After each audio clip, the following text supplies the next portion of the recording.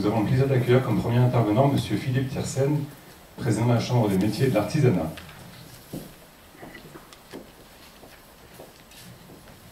Merci.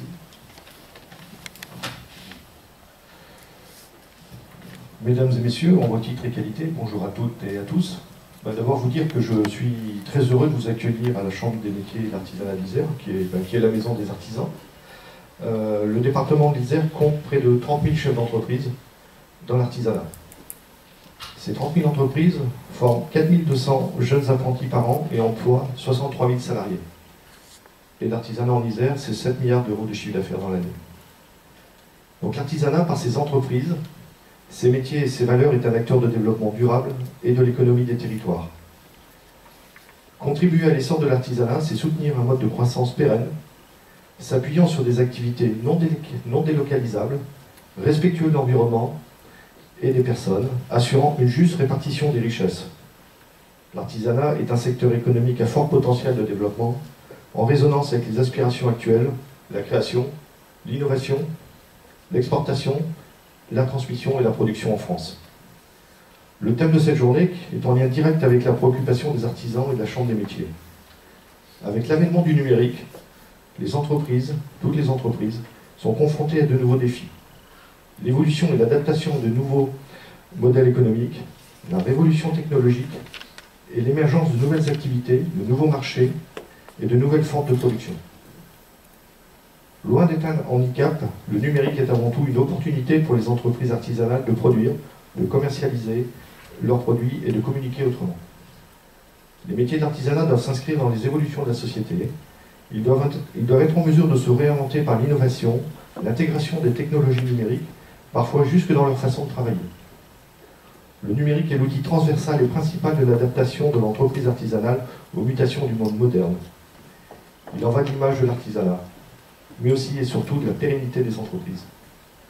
Les enquêtes le prouvent, les entreprises artisanales françaises sont en retard sur l'utilisation du numérique par rapport aux entreprises européennes.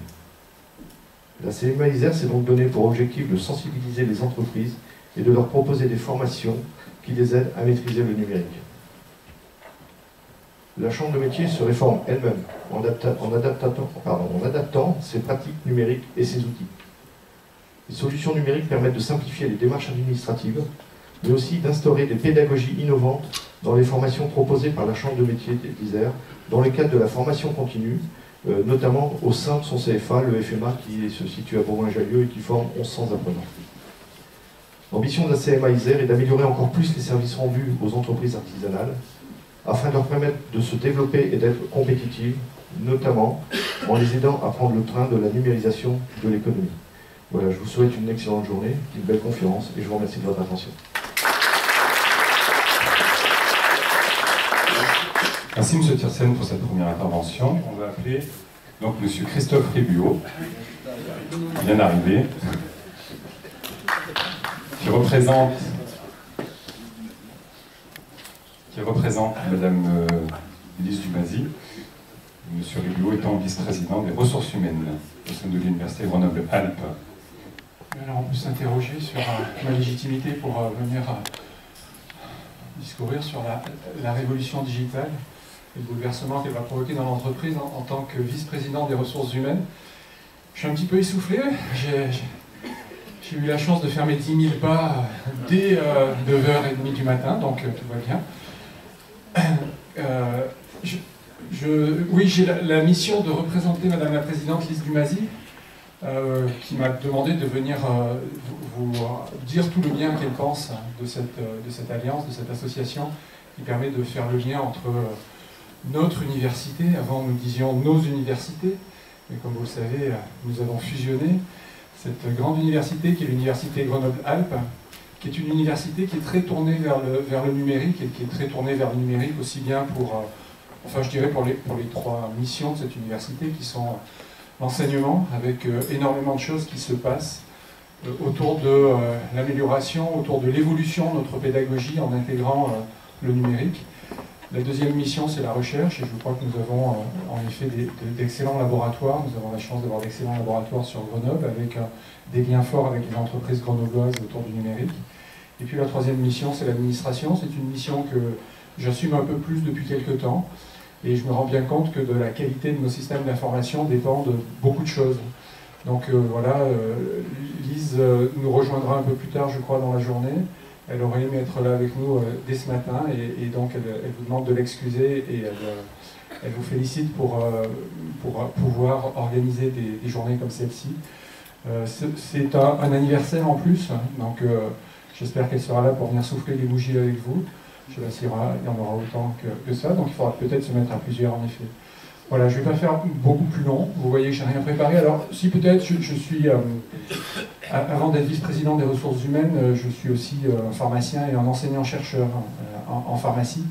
Et en effet, la médecine et la pharmacie est très impactée par l'évolution, par le numérique. Il y a quelque chose qui nous tient à cœur depuis longtemps, et Jean Callot est au fond de cet amphi. Ce quelque chose s'appelle le dossier pharmaceutique. Ce quelque chose s'appelle aussi, et je ne sais pas où on en est 3 ans plus tard, puisqu'il y avait dans le cadre de l'AUEG une journée qui avait été organisée autour du dossier médical partagé.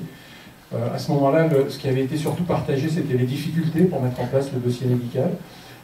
J'espère que cette réunion qui avait été organisée dans le cadre de l'AUEG a permis en effet de booster formidablement les choses. Et je vois Jean qui opine du chef avec un grand sourire. Il doit partager ce sentiment aujourd'hui. Donc peut-être que ce sera aussi l'objet de quelques discussions autour de la table ronde de cet après-midi. Merci Cédric. Voilà, merci messieurs, dames, et excellent travail pour cette journée. Merci Christophe pour cette présentation de l'Université Grenoble et cette représentation de la présidence. Voilà, donc nous allons continuer avec M. Pascal Boiris, qui est donc doyen des inspecteurs d'académie, qui représente Madame le recteur. Bon, bonjour à tous. Donc je ne vais pas beaucoup parler de la révolution digitale. Madame le recteur n'a pas demandé beaucoup parler de la révolution digitale, puisqu'il y a une présidentaire qui m'accompagne et qui la représente, et qui est le délégué académique au numérique, participe à la table ronde cet après-midi, donc il sera beaucoup plus sur ce champ-là, et il a beaucoup plus de compétences que moi dans ce domaine-là. Alors, préoccupé par une bonne adéquation entre les formations apportées et les besoins de ces sociétés et des territoires, le rectorat fait partie des membres fondateurs de l'AUEG, comme l'a rappelé Malek tout à l'heure. Le recteur est convaincu de l'importance du travail, des concertations entre acteurs de territoire sur les problématiques contemporaines. Cette importance est d'autant plus forte aujourd'hui que les métiers, comme cela a été signalé par les précédents intervenants, sont en pleine mutation. Que de nouveaux métiers apparaissent chaque jour, ceci en raison de la révolution numérique qui est le sujet de ce jour-ci, ceci également en raison des problématiques environnementales qui imposent de réfléchir à de nouveaux modes de production, de consommation et de gestion globale des produits et de leur conception à leur fin de vie. L'éducation nationale ayant la responsabilité de la formation des jeunes qui lui sont confiés, elle se doit d'anticiper les besoins en compétences des jeunes de demain, de façon à ce que lorsque ceux-ci arriveront sur le marché du travail, notre société dispose d'un vivier qui soit sinon formé sur ces nouveaux métiers que l'on ne connaît pas encore, tout au moins formé sur les compétences intellectuelles que ces nouveaux métiers nécessitent. Il est nécessaire, par exemple, que nous avancions encore sur l'apprentissage de la démarche projet, les différentes composantes du numérique, le travail en équipe, et sur ce dernier point, vous avez dû voir l'enquête PISA qui est sortie mardi dernier, et qui soulignait justement que simplement 15%, enfin un tiers des élèves français étaient capables, en fait, à 15 ans, de travailler en équipe. Ce qui est quand même une grosse interrogation, une grosse problématique, alors qu'ensuite on leur demande à la fin du cursus scolaire de travailler d'abord en équipe. Alors, on a un système éducatif qui est quand même beaucoup basé sur l'individualisation de l'apprentissage, et là il y a un gros travail à faire. Cela ne veut pas dire que dans les classes, il n'y ait pas un travail en équipe qui soit fait par les enseignants, mais il n'y a pas un travail sur l'apprentissage de ce que c'est que travailler en équipe. Donc il y a une problématique forte, comme cet exemple-ci, il y a une autre problématique forte sur le travail en projet. On demande une mise, la société et dans toutes ses composantes demande une mise en synergie des intelligences, et il nous faut progresser dans l'éducation nationale sur ces champs. Ces évolutions nécessaires sont installées par la loi de refondation de l'école de la République de 2015 et poursuivies par le gouvernement actuel. La réforme du collège qui a fait pas mal de bruit, a mis en place des enseignements pratiques interdisciplinaires au collège qui demandent aux enseignants justement de mettre les élèves en démarche projet autour d'objets interdisciplinaires, de décloisonner les disciplines, qui est aussi une des particularités françaises qui nous pose, qui handicape un petit peu. Les pistes qui émergent pour la future réforme du lycée et à travers le plan étudiant présenté au Conseil des ministres hier matin envisage de consolider justement la démarche projet au lycée, le travail en équipe et de réfléchir à la carte des formations dans le supérieur. La loi de refondation incite également l'école à s'ouvrir davantage sur le monde extérieur et à construire des partenariats avec le monde de l'entreprise, la recherche et les associations, et ce qui est en train de se faire, en particulier au niveau du rectorat, entre Dassault, pour prendre les exemples les plus récents, entre Dassault et Cisco, pour ne prendre que les deux exemples les plus récents. Et puis tout le travail qui est conduit avec les universités dans le cadre de l'ESP ou dans le cadre des instituts Cardo d'éducation. Cette articulation école-entreprise-université est particulièrement développée dans les 4 campus des métiers et des qualifications, labellisés de l'Académie de Grenoble. Donc 4 campus, hôtellerie et tourisme de montagne à Thonon, Grenoble Énergie Campus, mécanique connectée à Cluse et numérique dans la Drôme. Qui, comme vous le constatez, recoupe les préoccupations de la UEG. C'est pour ça qu'un travail est engagé au niveau du rectorat, entre le rectorat et la UEG sur ces sujets-là. Depuis 70 ans, la UEG essaie d'anticiper des évolutions de la société et du monde économique. Les objets d'interrogation qu'elle identifie recoupent les préoccupations nationales. Toutes celles proposées se retrouvent dans les campus des métiers et des qualifications. Les réflexions et les débats conduits au sein de la UEG peuvent nourrir les travaux conduits autour des CMQ. Donc il est nécessaire de continuer à travailler ensemble sur ces sujets. Je vous remercie.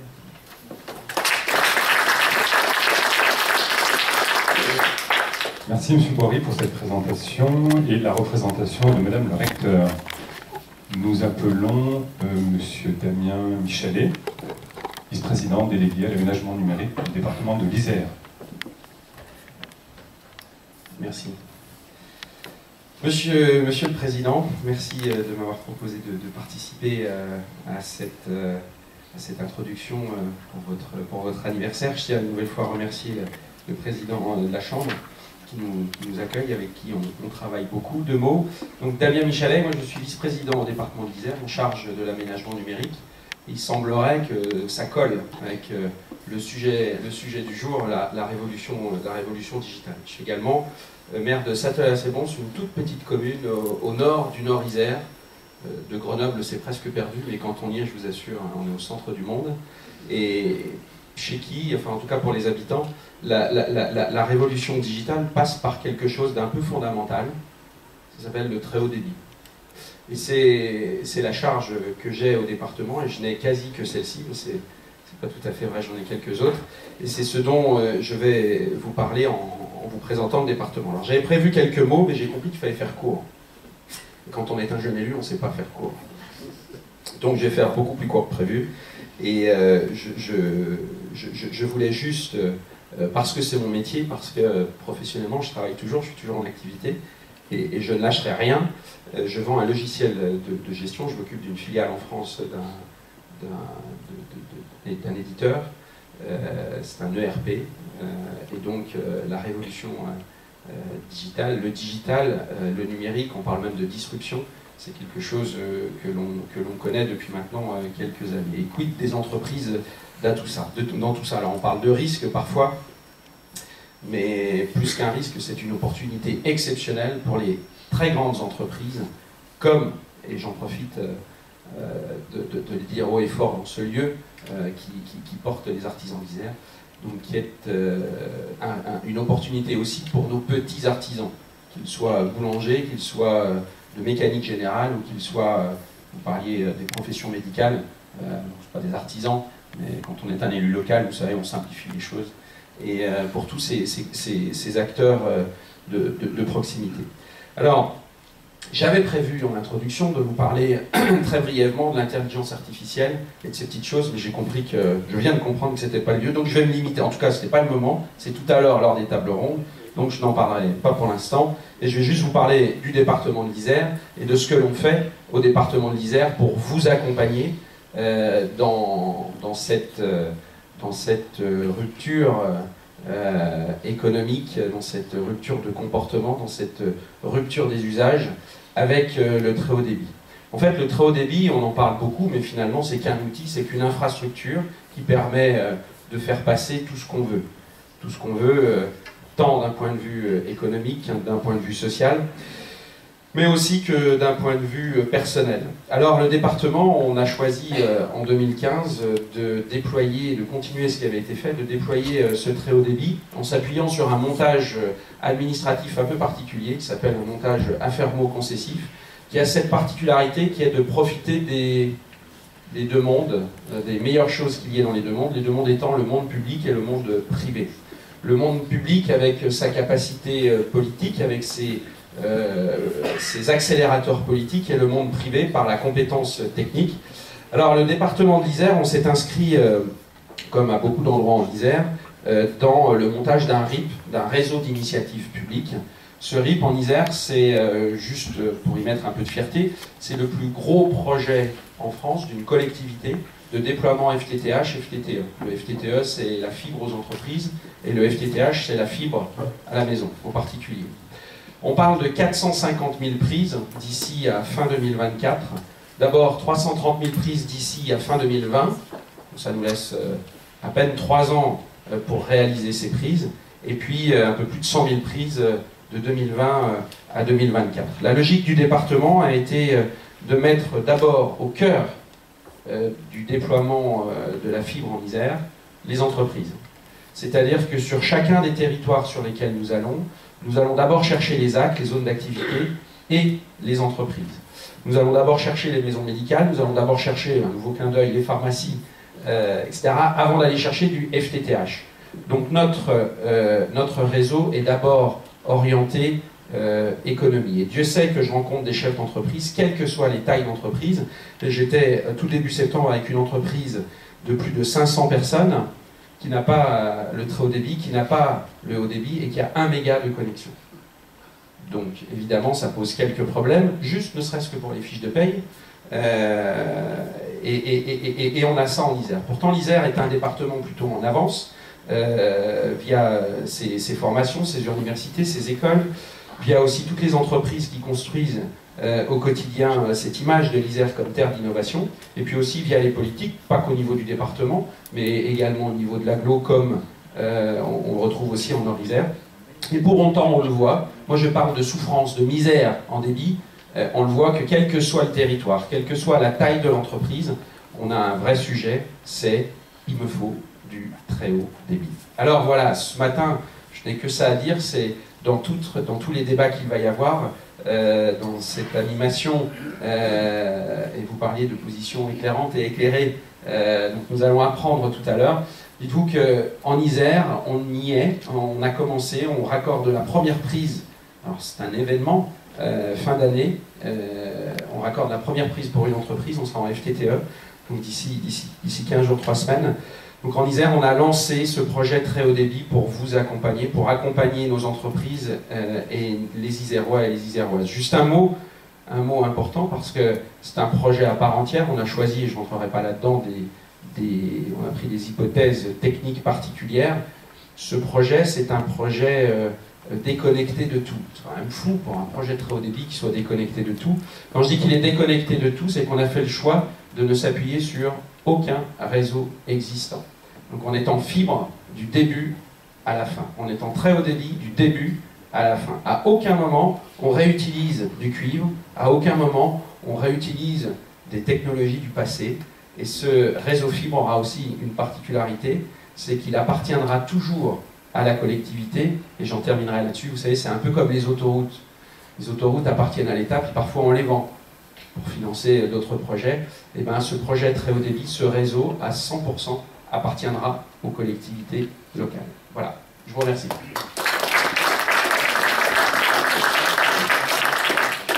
Merci M. Michelet pour cette présentation, comme vous le dites, de l'aménagement numérique qui colle si bien à notre journée. Et puis cette représentation, comme il faut le souligner, de Jean-Pierre Barbier, président du conseil départemental.